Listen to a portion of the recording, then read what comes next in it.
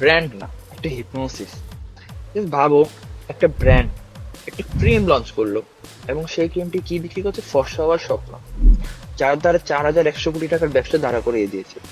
1975 সালে লঞ্চ হয়েছে fair and lovely, একটা সাদা কৌটা আর কিছু স্পষ্ট মেসেজ। ফর্সা মানে সৌন্দর্য, ফর্সা মানে সাফল্য, এই স্লোগান দিয়ে তারা ব্যবসা শুরু করে, মানুষের মানসিকতা বদলে দেয়। বিজ্ঞাপনগুলো বারবার দেখিয়েছে গাঢ় রঙের একজন মেয়ে কিভাবে চাকরি পায় না, সম্পর্ক পায় না, আর ক্রিমটা ব্যবহার করে তিনি তার জীবন পরিবর্তন আনে। এই স্ট্র্যাটেজিটি ছিল একটা কনসিস্টেন্সি এবং মানসিকতার হিট। আর এই টানা বার্তা দিয়েই তারা ভারতের 80% মার্কেট দখল করে ফেলে। সমালোচনায় আসে, প্রচন্ড সমালোচনা।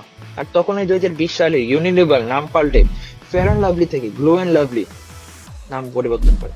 কিন্তু নাম পাল্টালেই কি সবকিছু পরিবর্তন হয়ে যায়? মানুষের মনে তো মেসেজটি গেঁথে গেছে। এই ব্র্যান্ড প্রমাণ করে দিয়েছে মার্কেটিং মানে শুধু বিজ্ঞাপন না, মার্কেটিং মানে হচ্ছে এক ধরনের মাইন্ডসেট।